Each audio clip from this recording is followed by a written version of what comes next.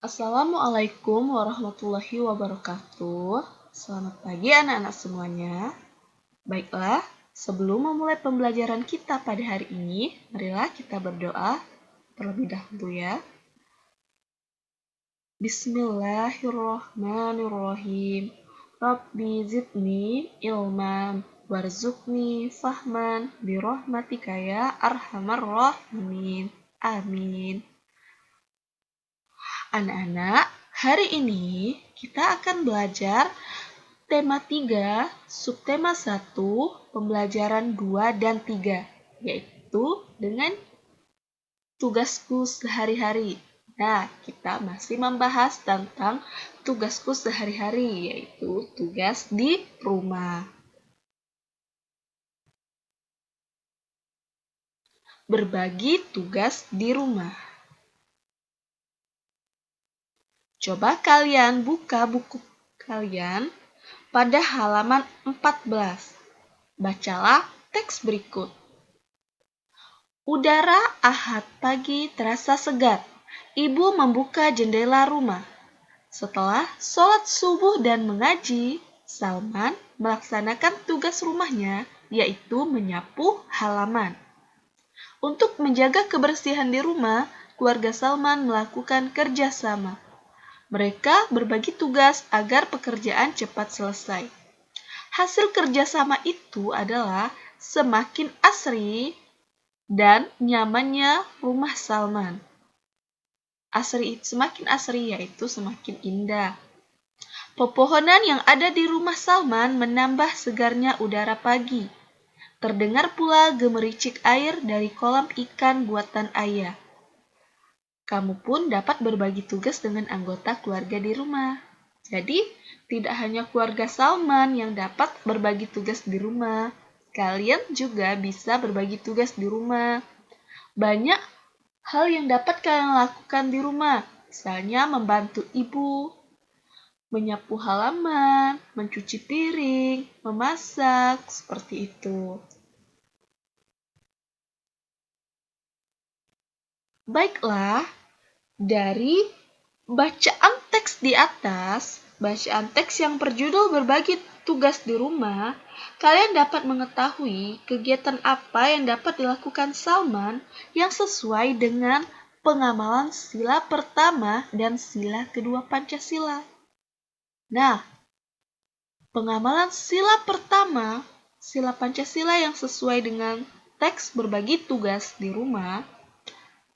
Yang pertama, Salman melaksanakan tugas rumahnya setelah sholat subuh dan mengaji. Sholat dan mengaji itu merupakan contoh pengamalan sila pertama Pancasila, yaitu ketuhanan yang Maha Esa. Yang kedua, membantu merawat rumah adalah bentuk syukur kepada Allah. Bentuk syukur kepada Allah itu juga termasuk pengamalan sila pertama Pancasila. Selanjutnya, sila kedua Pancasila. Apa saja sih yang termasuk pengamalan sila kedua Pancasila? Yang pertama, membantu mengerjakan pekerjaan keluarga di rumah agar cepat selesai. Nah, membantu pekerjaan ini termasuk sila kedua Pancasila, yaitu kemanusiaan yang adil dan beradab. Yang kedua, meringankan pekerjaan di rumah adalah perbuatan baik kepada orang tua. Perbuatan baik kepada orang tua juga termasuk sila kedua Pancasila. Anak soleh yang gembira dan bersemangat membantu orang tua itu merupakan bentuk syukur kepada Allah. Jadi, meringankan pekerjaan rumah juga adalah perbuatan baik kepada orang tua. Allah berfirman, dan kami perintahkan kepada manusia berbuat baik kepada dua orang ibu bapaknya. Ibunya telah mengandungnya dalam keadaan lemah yang bertambah-tambah dan menyapinya dalam 2 tahun. Bersyukurlah kepadaku dan kepada dua orang ibu bapakmu, hanya kepadakulah kembalimu. Dalam surah Al-Luqman ayat 14. Nah, dalam surah Luqman ayat 14, ini dapat menyatakan bahwa kita harus membantu orang tua dan meringankan pekerjaan di rumah, juga termasuk membantu orang tua. Seperti itu ya anak-anak. Jadi, ayo semangat dalam membantu ayah dan ibumu di rumah. Dan jangan lupa kalian juga harus pandai bersyukur. Seperti itu. Selanjutnya, dari teks bacaan berbagi tugas di rumah, kalian juga dapat memahami fungsi rumah. Apa itu fungsi rumah? Salman, Sofia, dan Said senang tinggal di rumah yang bersih dan asri. Rumah tersebut sudah mereka tempati sejak Salman masih bayi. Ayah, ibu, dan semua anggota keluarga merawat rumah tersebut. Apa saja sih fungsi rumah? Nah, fungsi rumah adalah sebagai tempat perlindungan, tempat untuk menikmati kehidupan yang nyaman, tempat untuk beristirahat, tempat berkumpulnya keluarga, dan tempat untuk menunjukkan tingkat sosial dalam masyarakat. Ini adalah fungsi rumah.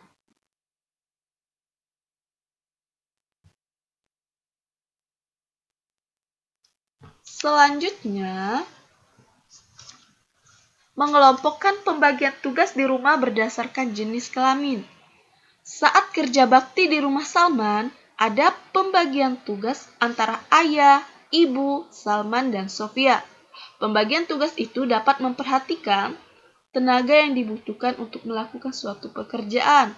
Pekerjaan apa sih yang dapat dilakukan? Seperti itu. Keluarga di rumah biasanya terdiri atas ayah, ibu, dan anak. Ada laki-laki dan perempuan. Ayah adalah laki-laki, ibu adalah perempuan. Ada kakak laki-laki atau kakak perempuan. Ada juga adik laki-laki atau adik perempuan. Adapun pekerjaan rumah yang biasanya dilakukan perempuan dan laki-laki. Sekarang kita akan mengelompokkan pembagian tugas di rumah berdasarkan jenis kelamin. Pekerjaan rumah yang biasa dilakukan perempuan dan laki-laki. Yang pertama, pekerjaan rumah yang dapat dilakukan perempuan. Yang pertama bisa memasak, mencuci piring, melipat cucian atau pakaian. Yang kedua, pekerjaan yang dapat dilakukan laki-laki yaitu membersihkan halaman rumah, membersihkan kebun, dan juga dapat membetulkan keran yang bocor. Ini adalah pengelompokan pembagian tugas di rumah berdasarkan jenis kelamin. Jadi, setiap anggota keluarga mempunyai tugasnya masing-masing dan dilaksanakan sesuai dengan kemampuannya. Setiap anggota keluarga harus saling bekerja sama. Dengan berbagi tugas, maka semua pekerjaan di rumah dapat lebih cepat diselesaikan. Sikap tersebut sesuai dengan nilai sila Pancasila yang sebelumnya Ustazah sudah jelaskan. Nilai sila Pancasila, sila pertama dan sila kedua.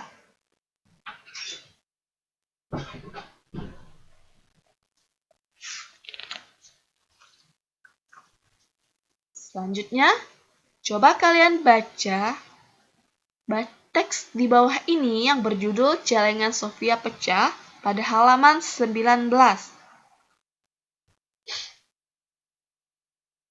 Prang, tiba-tiba terdengar suara benda jatuh. Rupanya si Miau, kucing kampung milik Sofia, naik ke atas rak buku.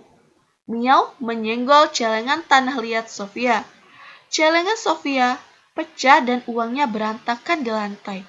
"Celenganku pecah," teriak Sofia. "Masya Allah, banyak sekali uangku, Kak. Ada beberapa keping uang logam dan ada beberapa lembar uang kertas," kata Sofia kaget bercampur senang. "Banyak uang mudik. Ayo bantu hitung, Kak," ajak Sofia. Itu. Alhamdulillah, saat celengan Sofia pecah, Sofia pun tidak menangis. Sofia justru senang melihat uang dalam jumlah banyak, apalagi uang logam seperti itu. Sofia suka sekali mengumpulkan uang logam. Beberapa pecahan uang tersebut akan ditukarkan kepada ibu.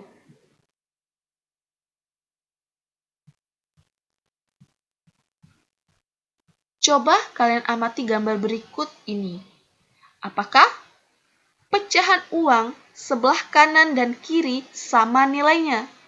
Hari ini kita akan belajar tentang kesetaraan pecahan uang logam. Kesetaraan itu maksudnya kesamaan pecahan uang logam. Apakah pecahan uang logam di bawah ini antara sebelah kanan dan sebelah kiri nilainya sama? Coba perhatikan. Yang pertama, di sebelah kiri kalian ini ada uang logam 500 rupiah. 500 rupiah. 500 ditambah 500 sama dengan 1000. Kemudian 100 rupiah ditambah 100 rupiah sama dengan 200. Jadi jumlahnya 1200. Sama dengan, perhatikan di sebelah kanannya, ini ada uang logam 1000 dan 200. Jadi jumlahnya juga 1200. Jadi pecahan uang sebelah kanan dan kiri ini nilainya sama. Sama-sama nilainya 1200. Yang bedakannya hanya pecahan uang logamnya. Di sebelah kiri ini ada pecahan 500, 500, 100, 100. Tapi dengan jumlah yang sama, 1200. Sedangkan di sebelah kanan, ini hanya memerlukan uang logam 1000. Satu keping uang logam 1000 dan 200. Tapi jumlahnya juga 1200. Ya, benar sekali. Pecahan uang sebelah kanan sama nilainya dengan pecahan uang sebelah kiri. Pecahan uang sebelah kanan setara dengan pecahan uang sebelah kiri, yaitu berjumlah 1200. Yang membedakannya hanyalah pengelompokan uang logamnya. Seperti itu. Semoga kalian dapat mengerti apa yang Ustazah jelaskan ya anak-anak. Selanjutnya yaitu menampilkan pola irama sederhana melalui lagu anak. Siapa di sini yang senang bernyanyi? Pasti kalian semua senang bernyanyi. Dalam lagu, gerak musik berjalan teratur dan dapat dirasakan keindahannya setelah lagu dinyanyikan. Saat bernyanyi, ada jumlah ketukan yang harus diperhatikan. Ketukan sebuah lagu itu disebut birama. Sebelumnya Ustazah sudah pernah menjelaskan. Ketukan sebuah lagu itu disebut birama. Birama 3/4. Nah, ini adalah contoh lagu Rajin Menabung dengan birama 3/4. Birama 3/4 artinya dalam satu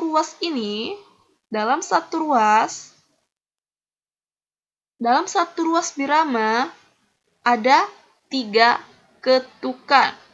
Nah, dalam satu ruas birama ini ada 3 ketukan. Ruas birama adalah ruang yang terletak di antara garis birama. Ini adalah garis birama. Sedangkan ruas birama adalah ruang. Di sini adalah ruang yang terletak di antara garis birama. Ini adalah disebut ruas birama. Ini garis birama. Garis birama yaitu garis tegak lurus pada partitur atau teks lagu. Ini garis tegak lurusnya. Garis tegak lurus. Ini disebut garis birama. Sedangkan ini adalah ruas birama. Seperti itu. Nah, sekali lagi Ustazah jelaskan. Ini contoh lagu Rajin Menabung. Rajin Menabung ini contoh birama 3/4. Semoga kalian dapat paham ya. Baiklah anak-anak, sekian pembelajaran kita pada hari ini. Semoga apa yang Ustazah jelaskan pada hari ini dapat bermanfaat untuk kalian. Jangan lupa nonton lagi video pembelajarannya, seperti itu ya. Untuk mengakhiri pembelajaran kita pada hari ini, marilah kita membaca doa penutup majelis. Kita baca Alhamdulillah dulu ya. Alhamdulillahirabbil alamin. Subhanakallahumma wa bihamdika asyhadu alla ilaha illa anta astaghfiruka wa atubu ilaik. Wassalamualaikum warahmatullahi wabarakatuh.